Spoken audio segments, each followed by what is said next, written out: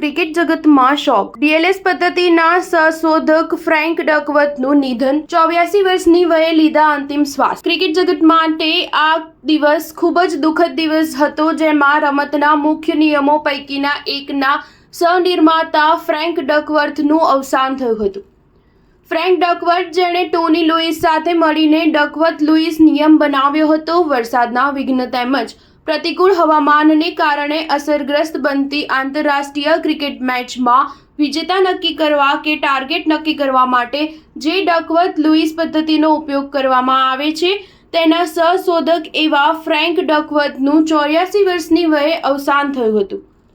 આંતરરાષ્ટ્રીય ક્રિકેટમાં આ પદ્ધતિ ડકવર્થ-લુઈસ તરીકે ઓળખાય છે.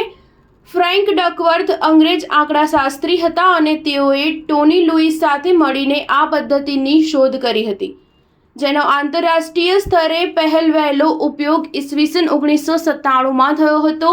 આઈસીસીએ ડકવર્થ-લુઈસની પદ્ધતિને 2001માં સત્તાવાર રીતે અપનાવી હતી, જ્યારે 2014માં ડકવર્થ-લુઈસની પદ્ધતિમાં કેટલાક સુધારા વધારા ઓસ્ટ્રેલિયન આંકડાશાસ્ત્રી સ્ટીવન સ્ટેરને કર્યા હતા.